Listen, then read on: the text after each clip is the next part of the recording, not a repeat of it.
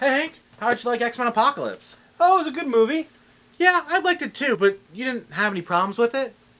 I mean, everything made sense to me. What was there to not like? So, what's weird is that all we know at the end of Days of Future Past is that Wolverine exists at the school at some point where, like, no one's dead, but we don't know when that is. So in my mind, that totally throws out X-Men 3. But what about X-Men Right. 2? And then you've got the Phoenix at the bottom of the lake, but that was the first time the Phoenix showed up, but now she showed up in the 80s. Also, Havoc is dead. I guess that's why we never knew him. What the hell is going on in this timeline? What?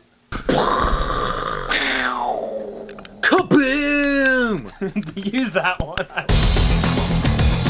So, the biggest book this week is Civil War 2, #1. This is the big Marvel Summer event. You don't want to miss this. It's really cool. If you're into Minority Report and superheroes, it is an absolute must. We've got Zeros. It's written by Bendis. You need to check this out. It's awesome.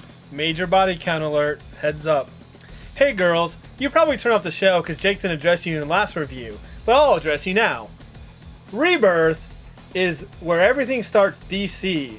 Every issue gets its own Rebirth issue, then goes into issue 1. Some of them are like issue zeros, some of them are like recaps of previous material you need to know, but all of them are great. My favorite was Rebirth Green Lanterns with an S, because there's more than one Green Lantern in this issue. There's the Bats, there's the Jessica Cruz, I almost said Drew, Jessica Cruz, and the Hell Jordan. Check it out in all the Green Lantern goodness. If you ever want to read a Green Lantern comic, start here. And it's co-written by this guy that we love from last week named Geoff Jones. No, it's John's Jeff. All right, Deadpool hits 13, and to celebrate, we have a $10 issue. But guess what? It's a 4-parter all in one. We got Deadpool 13, where he's going to team up with Deadpool, Power Man, and Iron Fist. Then you flip a little bit in, and it's Daredevil 7.1, written by the Daredevil writer Charles Soule. Then you get to Kev Walker, the writer of Power Man and Iron Fist, with Power Man and Iron Fist 4.1. And then it goes to Deadpool Part 4, which is 13.1. Coolest thing about this is the title is very clever. It's called Temporary Insanitation. I like that. That's cute. Superman Rebirth #1. It's hard to do this without spoiling anything. Did you not like the more recent New 52 Superman? Did you really like the old Superman? Then you may be more into Rebirth Superman. I won't say why, but if you're wondering whatever happened to the Superman that was in The Death of Superman, and is that still continuity, this will explain it. It's Superman Rebirth #1. Dark Horse brings us a standalone mini graphic novel called Buffy the High School Years Freaks and Geeks. It's kind of got a manga-y style, and it's pretty fun. You might be thinking to yourself, hey Jake, wasn't Buffy in high school at one point on the show? So isn't the high school years most of the show? Yeah, you're right, but who cares? This book is cool. Don't you wish magic was real? Well, it is. It's called mathematics, dummy. And Strange Attractors is a comic about math professors and weirdness that happens. It's an early Charles Soule comic, now being reprinted. So if you like anything Charles Soule or want something a little more intellectual, check out Strange Attractors. Speaking of cool sci-fi, we got The Revisionist from Frank Barbieri and Gary Brown. This is about a time-traveling assassin who's got to fix some stuff that gets all mucked up. This next review is only for someone named Darren. Hey Darren, you know how your favorite Green Arrow didn't have the correct facial hair and wasn't dating the correct female? Well, they're going to fix all that in Green Arrow Rebirth #1. You can read it if your name's not Darren, I suppose. So Hank, Hooah! I know you like Chavo Guerrero. What if he was all about the Warrior's Creed and kick some butt, written by the co-creator of Deadpool, Fabian Nicieza? Hopefully I pronounced that close to right. There's two kinds of people. There's people that think that Mike Allred is the greatest comic artist alive, and then there's idiots. So for the rest of you, check out Art Ops. It's a new Vertigo comic written by Sean Simon and drawn by Mike Allred. It's kind of like, what if art was a weapon? That's probably a punk rock song, right, Joey? Sounds about right. But I really do love this comic. It's really out there. The Mona Lisa is one of the main characters. If you're into like not superhero but fantasy type stuff, this thing's really great. Check it out. Also, it's been nominated for a couple of those Eisner things, Has or it? whatever they're called. Yeah. I haven't seen the list yet. That's awesome. Go Allred. We got a spin-off of the new Mighty Morphin Power Rangers series this week. It's Power Rangers Pink, #1. Mighty Morphin Power Rangers is way different than Mighty Morphine Power Rangers. That's a very different comic. In Batman Rebirth, Batman's up to some old villains and some new sidekicks. He flat out says, "Hey, random new sidekick, you are not Robin, you are something new." What will he become? You have to keep reading to find out.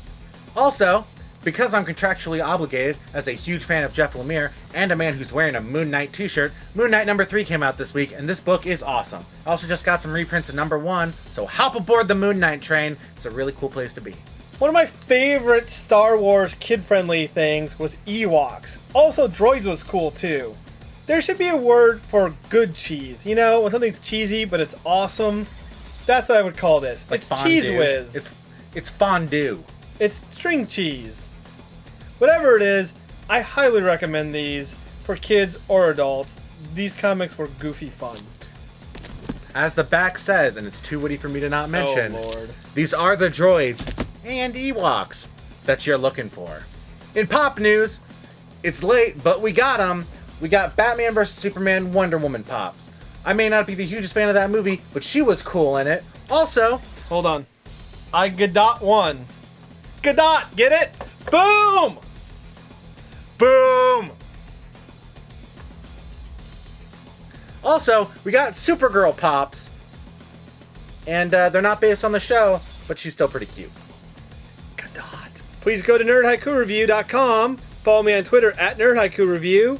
Check out my last week's Rebirth review and this week's upcoming probably Civil War review, unless I get bored and do X-Men or something else. I don't know.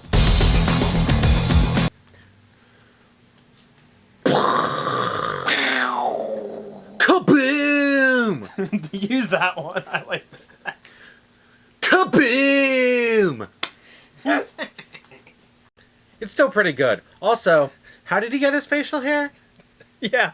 So the person whose name is there explained to me that it didn't just randomly happen. He's been growing it over the last couple issues, and you could see the progress. Which, Darren, we're not making fun of the fact that you said that. We're making fun of the fact that that is super outrageous and kind of awesome. You know what they should have done? You know how like crossover comics have like a part 1, part 2? Like on the cover, there should have been a logo of the goatee and what stage it was at leading to it. He's at Don Johnson in halfway through issue 1. Yeah. All right. Actually, that's not Chavo Guerrero. That's Chavo Guerrero Jr. Just to be technical. Boom! Lucha. To be technical, I do not see the word junior on this cover. You're correct, but that's who that is. Maybe he can't afford the rights to Junior. I don't know, but you just got logic bombed. Woo! Logic! I'm just letting you know. Well, for all those people that are waiting for the Chavo Senior comic to come out. He'll probably be in the second arc. We're not live, are we? Okay. Because I'm going to do one for me, and then I'm going to do the real one. Oh, God. You know what I love about Mighty Morphin Power Rangers? One in the... Now I admit that I screwed this up, too. Except for that small freakout you had in issue 1, but now you're good? Issue 3 wasn't helping. It's not very good in single issues. Like, it's going to be a lot better when you read it in a chunk. Is he in a mental institution the whole time? No, he got out this issue. But, like, as he was running around this issue, he was just like Anubis shows up. He's like, I can take you out of the Overvoid. And one of them's just like, this is the subway.